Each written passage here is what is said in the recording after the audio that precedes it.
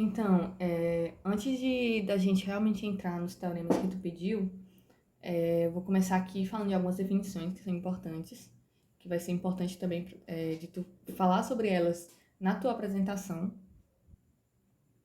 Então, a primeira delas é justamente essa definição de corte, que tu vai ter que saber bem, né, o que é ela, que tu vai estar usando a todo momento.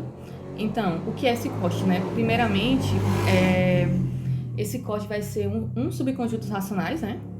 Então, tá sempre tomando elementos com números racionais.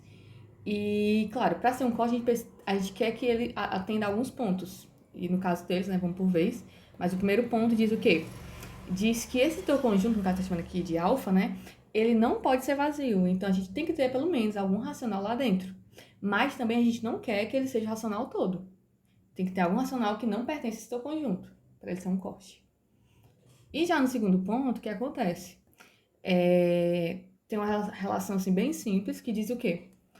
Que se eu pego algum elemento nesse teu alfa, nesse teu conjunto, né, que está dentro do teu corte, para qualquer racional que é menor do que ele, eu quero que esse racional também esteja no teu corte.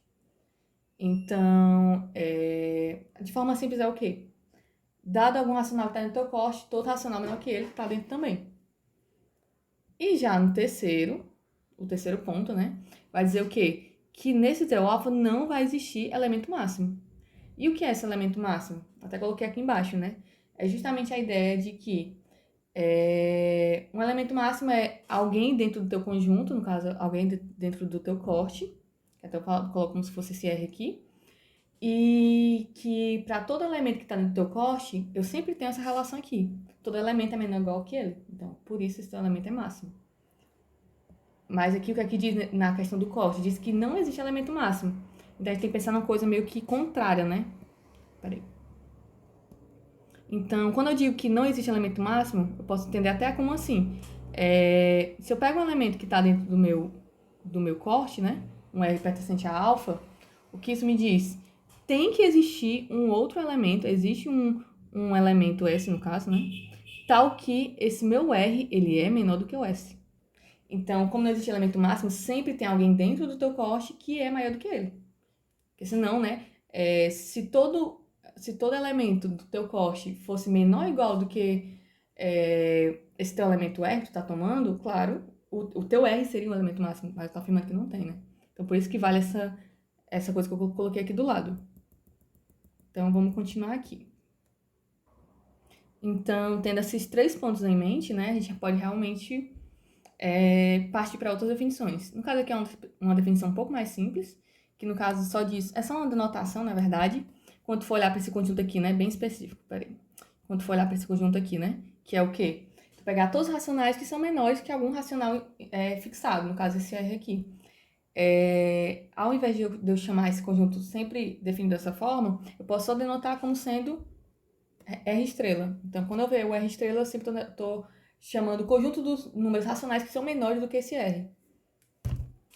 E aqui a gente vai para a terceira definição, que diz o quê? Sendo C esse conjunto de todos os cortes, então o que é que eu faço? Eu pego todos os cortes e jogo tudo nesse conjunto C, maior, né? E no caso aqui diz o quê? Se eu pego dois cortes quaisquer, no caso aqui tá dizendo só isso, né? Alfa e beta são cortes. Agora eu vou tentar definir a questão de comparação entre eles. Então, eu vou dizer que meu alfa ele é menor do que beta em que situação? E até vou denotar como a gente realmente conhece, né? Com essa notação mais usual. Eu vou dizer que isso acontece quando o quê? Quando o cara que é maior, né? Que no caso estou dizendo que alfa é menor que beta. Então, quando eu fizer a diferença do maior com o menor, e esse conjunto não ser um conjunto vazio. Então, qual é a ideia, né? Do alfa é menor que beta quando existe algum elemento que está em beta, mas que não está em alfa, né? No caso. Tem que ter pelo menos algum elemento. E assim eu sei que o alfa vai ser menor que beta. E aqui tá uns exemplos, né? Bem mais simples.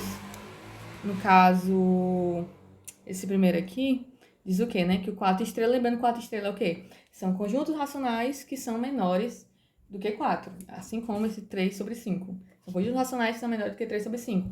Por que o 3 sobre 5 estrela é menor do que 4 sobre 5 estrela? Vamos tentar usar a definição, né? Então é só pensar assim, 3 sobre 5 é mais ou menos... Tá aqui embaixo, peraí. O 3 sobre 5 é mais ou menos... eu sei que é menor do que 1, isso é certeza. Mas vou tentar olhar pelo menos para 2, né? Só para ficar um pouco mais claro, mas nem precisava. Enfim, o 2 é um inteiro, claro, né? A gente sabe que é um racional também, né? Que está contido, né?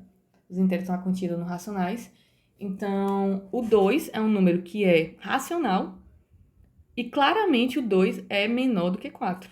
Então, por conta disso, né, claro, o 2 vai pertencer a esse conjunto 4 estrelas, pela definição lá do 4 estrelas, que são todos racionais que são menores do que 4.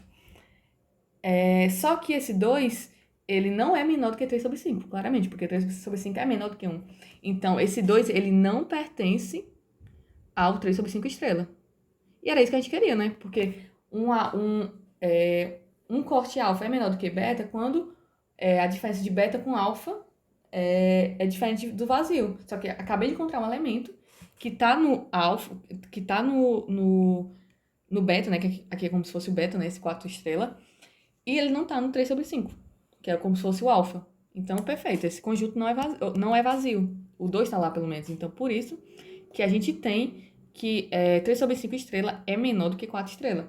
Da mesma forma, esse aqui de baixo até é a mesma ideia, né? No caso é assim. A gente pode olhar, sabe pra quem? Pra justamente o 1 sobre 2, né? Ou 0 sobre 5. Ou 0,5. Porque eu sei que o 1 sobre 2 é um racional que é menor do que 1. Então, ele pertence a 1 estrela.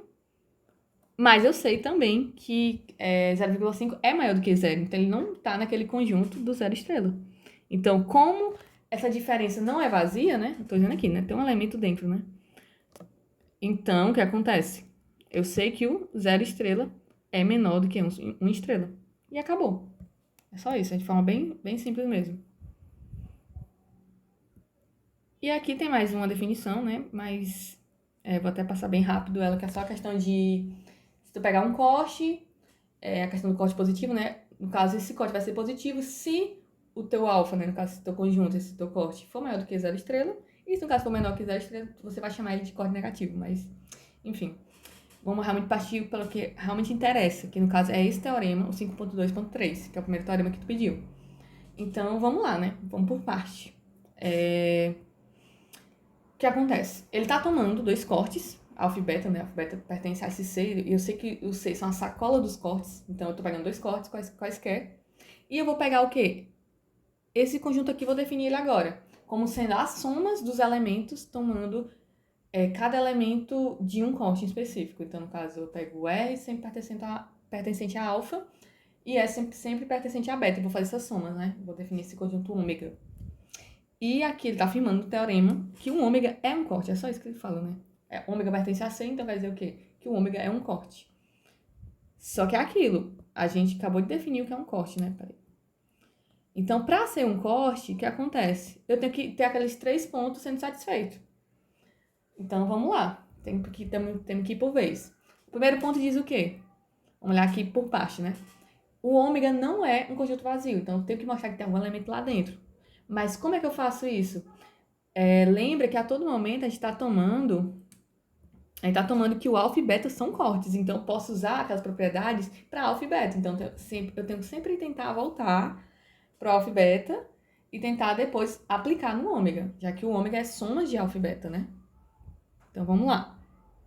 Como o alfa e beta é corte, o que acontece?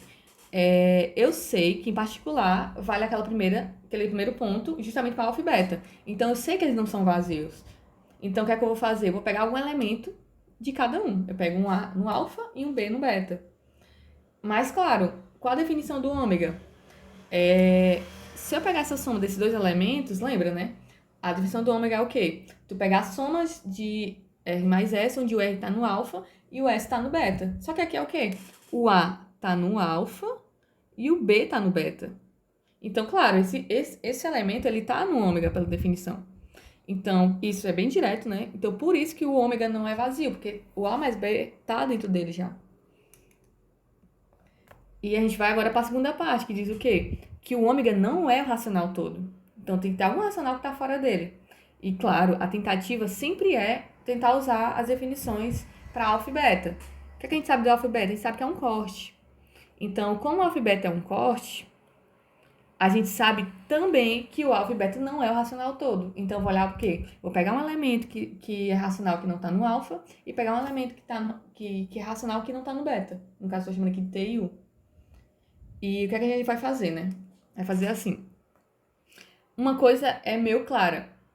Se eu estou pegando esse elemento aqui, se eu estou pegando um T que é racional que não está no alfa, lembra das propriedades do corte.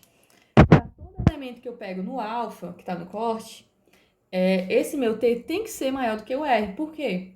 Lembra que não pode ser igual, porque, enfim, né? O T, ele não tá no alfa, né? Então, e eu tô pegando o R no alfa, não tem como ter essa igualdade, né? Enfim. Então, só resta, pela tricotomia, só resta ser menor ou maior.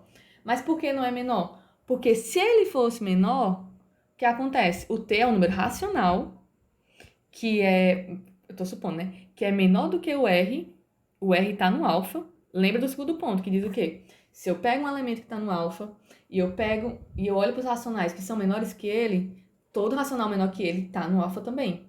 Então, se o meu T é menor do que R, eu chegaria o quê? À conclusão de que o T pertence a alfa. Só que isso vai entrar em absurdo com esse fato aqui, que eu assumi desde o começo, que eu estou pegando um cara que não está em alfa.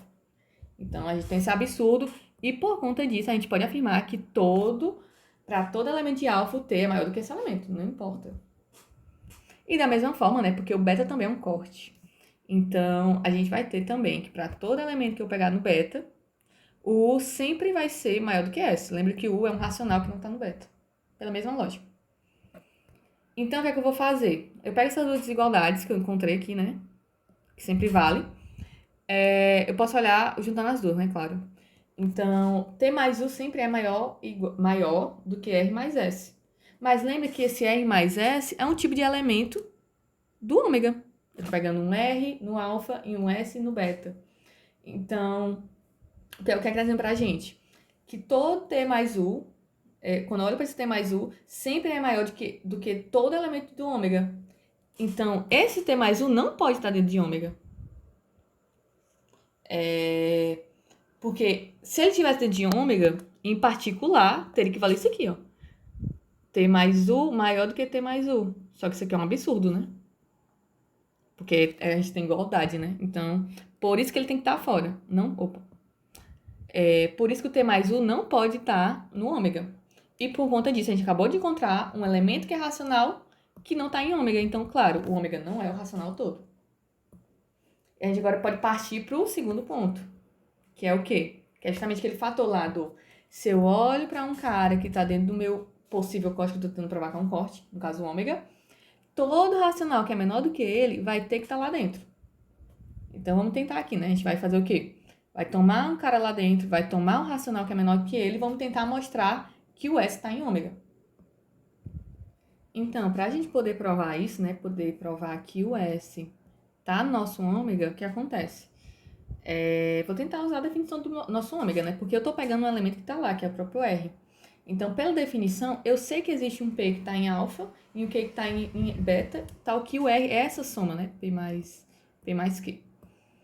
Pela definição do ômega, apenas a definição. E o que é que eu vou fazer? Eu sei também que o S é menor do que R, então, em particular, o S é menor do que P mais Q. Eu estou só renomeando o R aqui, né? Isso aqui é igual a R. O que acontece aqui? Como o nosso S é menor do que P mais Q, eu posso até olhar meio que tentando fixar esse P aqui, né?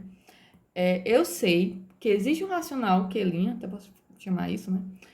Chamar ele de Q', tal que o Q' é menor do que o Q. Eu tô tentando meio que fixar o P, né? Esse P que tá aí nesse P mais Q. Eu sei que existe um racional que é menor do que ele, tal que o meu S é essa soma do P mais Q'. Justamente por essa primeira desigualdade aqui. Só que é aquilo.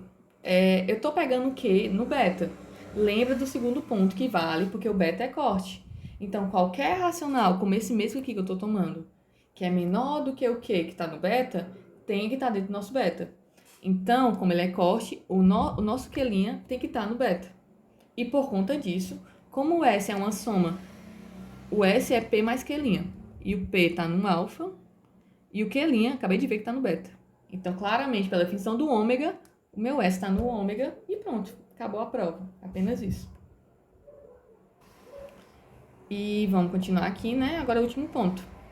Agora eu quero mostrar que em ômega não existe elemento máximo. Mas lembra, quando eu quero mostrar que não existe um elemento máximo, eu tenho que fazer o quê?